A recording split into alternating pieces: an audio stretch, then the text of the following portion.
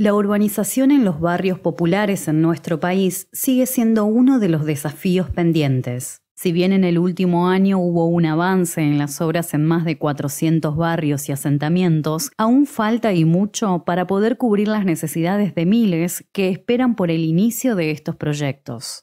En lo de la 20 estaba bastante avanzado, lo de apertura de calle, y lo de los edificios ya estaba en términos, se estaba entregando la última etapa, y después estaban también paralelamente avanzando con las obras de infraestructura. Mariana Machaca vive en la Villa 20, es coordinadora de urbanización en la ciudad de Buenos Aires y militante de la agrupación Somos Barrios de Pie.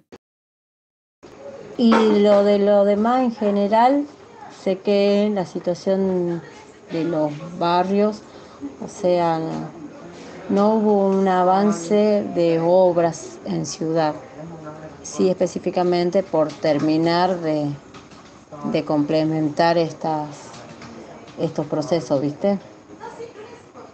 En la 20, por ejemplo, estaba lo de mejoramiento de vivienda, y hoy por hoy estaba parado desde el año pasado, que no estaban ni mejoramiento ni obra de emergencia por una licitación que había salido mal con una empresa.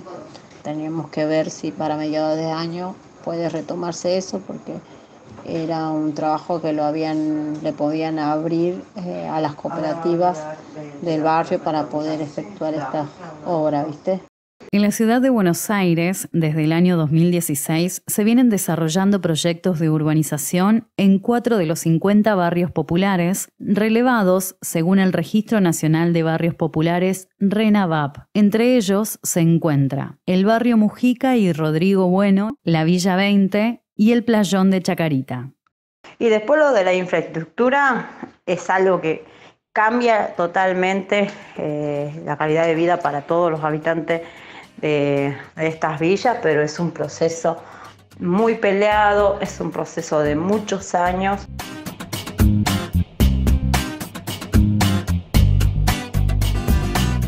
Bienvenidos, bienvenidas y bienvenides a Alternativa Emergente. Así se organizan en los barrios populares.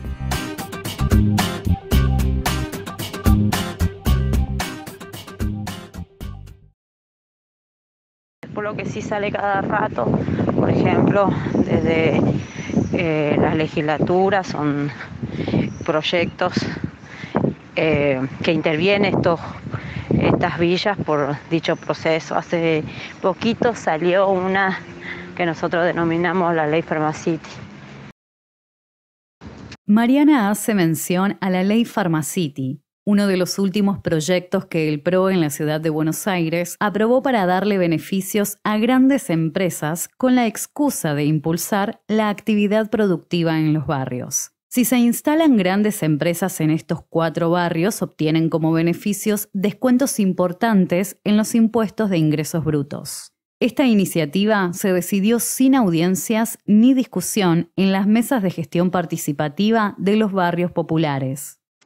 Nosotros nos terminamos de enterar sobre la hora, logramos, o sea, dentro de los procesos, avisar a los vecinos, conjunto a otras organizaciones, y informar, ¿no? Era perjudicial para el barrio, trate mucho, porque nosotros hablábamos de un plan de integración también económico en los barrios que estén en estos procesos, y veíamos que si entraban grandes empresas con muchas facilidades, por amiguismo sobre todo, y te acortaba un montón la mano de obra, era una desigualdad de condiciones, ¿no? Y sobre todo en desventaja para los vecinos que tenían un microemprendimiento o un almacén que iban directamente a competir contra esto, era perjudicial, así que salimos con eso. Nada, para mejorar la actividad productiva, sobre todo que sean los proyectos integrales, que se pueda llegar al vecino, que haya facilidad también en créditos o en un montón de herramientas para poder fomentar también ese lado socioeconómico, ¿no? Esto es un ejemplo más de los procesos de gentrificación, es decir, el proceso de reconstrucción y renovación de una zona urbana céntrica con una mirada comercial. En este sentido, se avanza sin escuchar las demandas de sus habitantes. Con respecto a esto, hablamos con Natalia Massa, que forma parte de la Universidad Popular de Barrios de Pie, coordinando el equipo de urbanismo popular y que además trabaja en la Secretaría de Integración Social Urbana del Ministerio de Desarrollo Social de la Nación. Desde su especialidad, la cartografía social, está a cargo también de los trabajos en los barrios que llevan adelante desde esta organización. Bueno, la cartografía es la ciencia que elabora mapas. En los últimos años, el auge de la geografía más con una perspectiva social y no tan determinista ni posibilista, la herramienta de la cartografía y principalmente de lo que tiene que ver con la cartografía social, al que todos conocemos como mapeos, empezó a ser una estrategia muy valorada a la hora de construir diagnósticos para planificaciones que priorizaran la participación y los conocimientos de las comunidades. La planificación de las ciudades, ¿no? Cómo va a ser la traza urbana, es decir, cómo va a ser la forma de las manzanas, que en el caso, por ejemplo, de las ciudades latinoamericanas en general es en forma de damero, como de tablero de damas, con manzanas cuadradas, por dónde van a circular los vehículos, la instalación de servicios, dónde van a estar los espacios públicos, las zonas de viviendas, si las viviendas van a estar todas agrupadas o se está pensando más en unas viviendas dispersas con espacios verdes entre sí. Natalia considera que desde la geografía se pueden pensar de otra manera los espacios y su relación con los individuos y las comunidades, algo fundamental para pensar la urbanización de estos barrios. Partimos de la premisa en la geografía que hay un vínculo dialéctico, ¿no? De ida y vuelta, de co-construcción entre las personas que habitan un territorio y las formas de ese territorio, y que justamente así como las decisiones que se toman en la planificación urbana terminan de alguna manera promoviendo, fomentando, determinando comportamientos en las personas, sentimientos en las personas, sentimientos hacia los lugares y formas de relacionarse con sus vecinos.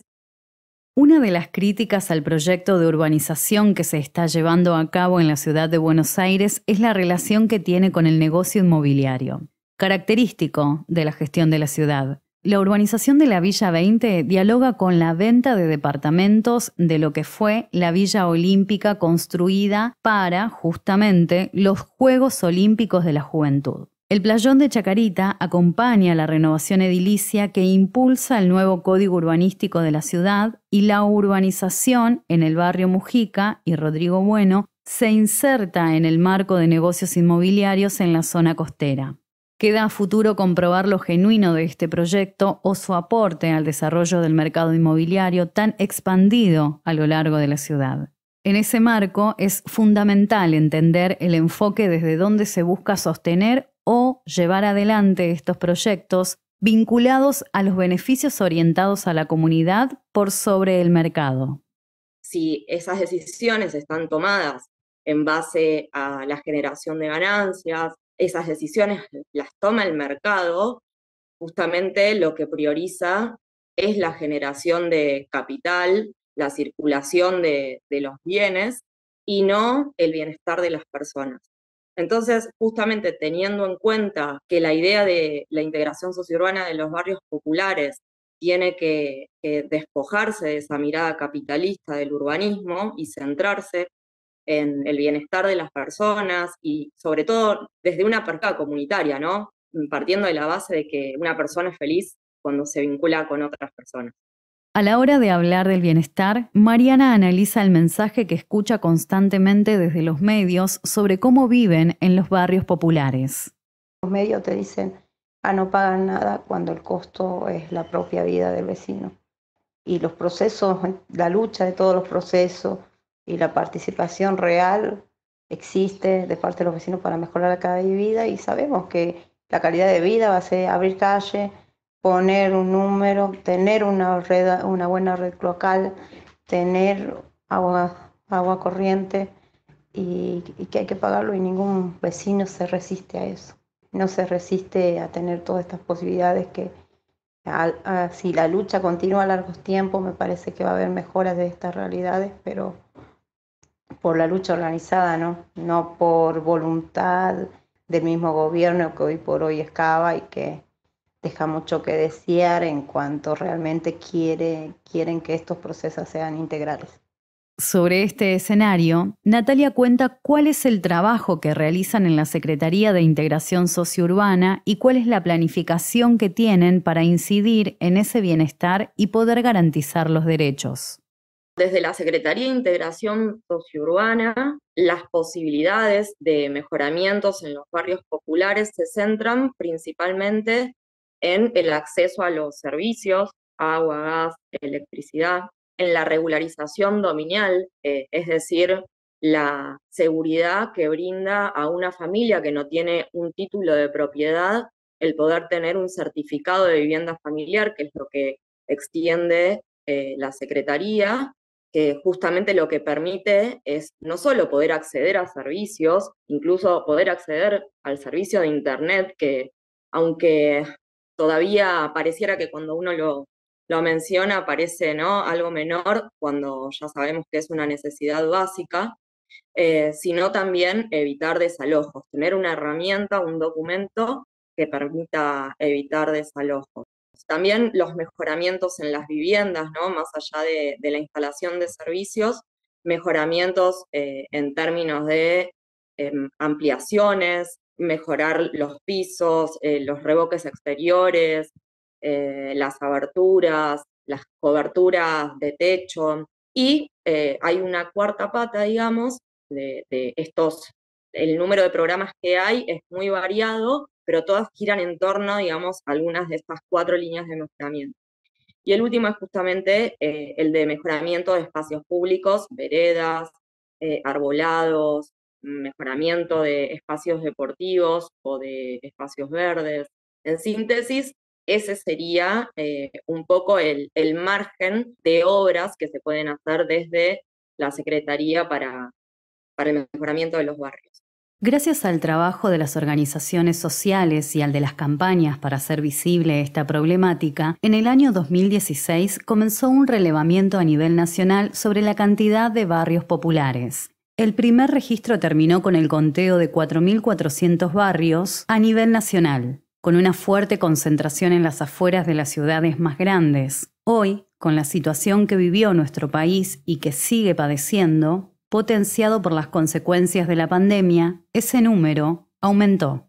En el 2018 se volvió a abrir ese registro, nuevamente las organizaciones sociales salieron a relevar y hoy por hoy tenemos más de 5.500 barrios populares registrados a lo largo del país, en donde viven más de 1 millón de personas. Eso deja por fuera un montón de barrios y en algunos casos pasa algo, digamos, que es un poco contradictorio, que es que cuando uno va a un barrio a ver qué obra se puede hacer, ¿no?, y a definir cuál es el tipo de obra más adecuado para esa comunidad, justamente los límites que el polígono establece, los límites del barrio popular, que uno no puede excederse de esos límites para destinar las obras. Quienes están fuera de esos límites son las familias que justamente tienen más necesidades, porque es, digamos, la zona nueva de una población más nueva y por lo tanto con viviendas con muchísima más precariedad, con menor acceso a servicios. Tenemos compañeros de la organización, cerca de entre 15 estaban hasta el año pasado, que tomaron un curso, se formaron y fuimos intercambiando junto a la SISU un par de mapas, ¿viste? Entre los que estaban Saldías, parte de Retiro, la Veredita, que está cerca de Fátima, Sildañez, parte de Barraca, y pudimos también trabajar conjuntamente al operativo en Mi Pieza y poder establecer días que podamos trabajar en conjunto con otras operaciones también. Los fondos para la urbanización de los barrios que forman parte de este registro llegan desde la Secretaría de Integración Social y Urbana, SISU, financiada principalmente por el Fondo de Integración Sociourbana, FISU, un fideicomiso público administrado por el Banco de Inversión y Comercio Exterior, BICE, que recibe parte de lo recaudado por el impuesto país y por lo recaudado por el impuesto a las grandes fortunas. Además, se suman aportes del Tesoro y el préstamo del Banco Interamericano de Desarrollo BID. Y también me parece importante mencionar que el aporte solidario, el impuesto a las grandes fortunas, fue también una gran porción destinado a la urbanización de estos barrios. Por supuesto, también se financia desde otros lugares y de hecho también algunos organismos internacionales como el Banco Interamericano de Desarrollo financian estas obras. Queda mucho por hacer y siempre pareciera poco porque también el ritmo de crecimiento de la pobreza y la exclusión en Argentina aumenta a un ritmo mucho más acelerado de las obras que se van haciendo. En la ciudad de Buenos Aires hay cerca de 400.000 personas que viven en 50 villas y asentamientos, casi un 15% de la población. De acuerdo a un relevamiento realizado por un conjunto de organizaciones sociales durante el 2021, dio como resultado que entre las demandas de vecinos, vecinas y vecines se encuentra la construcción de hospitales, más colegios que puedan resolver la problemática de las vacantes, que, después de 16 años de gestión, aún el gobierno de la ciudad no pudo resolver: acceso a la cultura, a la práctica deportiva y el acceso a la vivienda propia.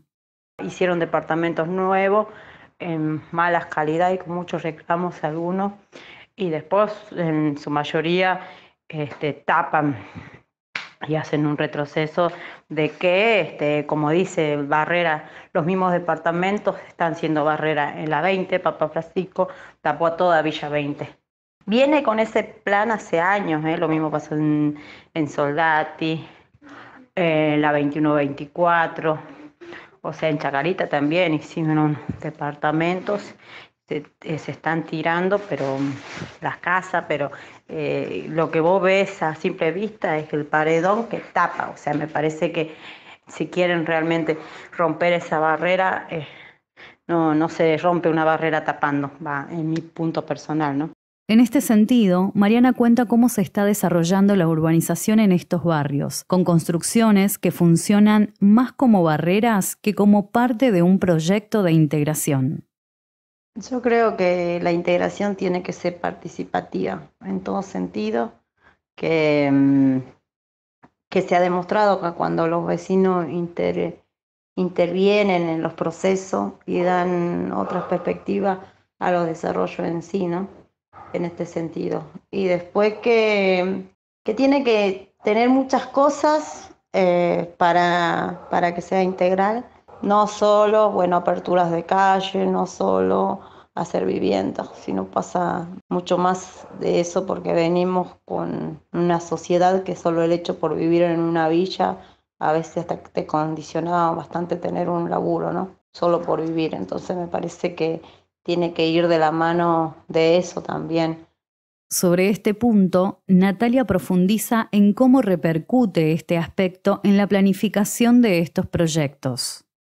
Ciertas políticas públicas de algunos sectores, como sucede en la ciudad de Buenos Aires, donde la gestión de la generación de viviendas está orientada en muchos casos a crear bloques de edificios que terminan rodeando e invisibilizando los barrios populares sin que eso reporte mejoras en los barrios, ¿no? O sea, como una idea de generar una fachada de urbanización, pero que en realidad, si bien obviamente las viviendas son necesarias y es productivo que se hagan en un país donde cada vez el problema de la vivienda, del acceso a la vivienda es mayor, muchas veces esas decisiones, sobre todo la localización de esos bloques de viviendas, pareciera que responden más a la idea de tapar y ocultar a los barrios populares que de darles una solución. Por otro lado, también en algunos casos pensaba en Villa 20, en Lugano, en donde justamente no se hizo un bloque de viviendas que linda con el barrio, pero en muchas ocasiones los vecinos y vecinas de los barrios no quieren relocalizarse, no quieren reubicarse porque también su vida cotidiana, su supervivencia cotidiana depende de las redes de vínculos que tejieron con sus vecinos y vecinas. Y hay mucho arraigo en el barrio en ese sentido, ¿no? Mucho más en los barrios populares que en otro tipo de barrios. Y entonces, por eso también las políticas públicas que parecieran más adecuadas en ese sentido, que responden más a las necesidades de esas poblaciones, pareciera que estarían más en línea con los mejoramientos de los barrios populares en sus localizaciones actuales y no en la reubicación de su población, ¿no? Donde se quedan huérfanos de sus vecinos y vecinas. Los vínculos que menciona Natalia fueron fundamentales para transitar lo que fue la cuarentena dictada para contener el avance del COVID-19 durante buena parte del año 2020. La pandemia dejó en evidencia la urgencia que tienen los barrios populares en la necesidad de mejorar sus condiciones habitacionales. Ante la dificultad producto del hacinamiento de aislar a las personas contagiadas, se realizó un abordaje más integral y comunitario. Lo que la pandemia dejó como consecuencia fue poner muy en evidencia la urgencia que tienen los barrios populares en la necesidad de mejorar sus condiciones habitacionales, principalmente. No solo en el sentido de el acceso a los servicios, algo tan fundamental como era el acceso al agua para mantener una higiene, para poder higienizar los alimentos, los elementos de uso cotidiano, sino también la situación de hacinamiento, que es característica de las viviendas de los barrios populares, donde no era posible aislar en la vivienda a una persona que estaba con síntomas del resto de sus convivientes.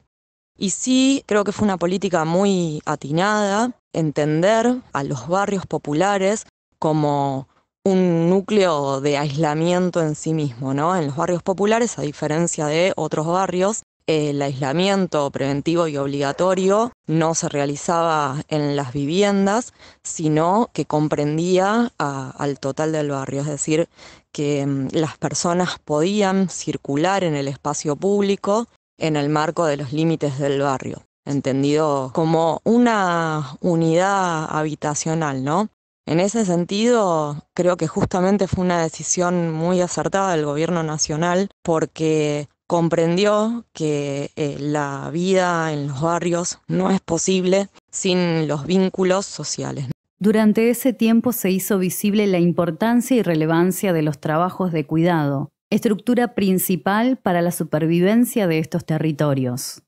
Esa relación solidaria que se da entre los vecinos y vecinas es lo que sostiene la vida en los barrios, y entonces pensar en un aislamiento dentro de las viviendas era cortar la posibilidad a los habitantes de los barrios de poder obtener un alimento, de poder cuidar de los adultos mayores que estaban solos, las infancias. Entonces, en ese sentido creo que fue una decisión muy acertada y que también deja en evidencia, ¿no?, que esa característica que tienen los barrios populares de vitalidad en sus calles y de el gran vínculo social, esas redes, esa vecindad, es algo que dentro de la mirada del urbanismo tiene que ser algo a destacar, ¿no?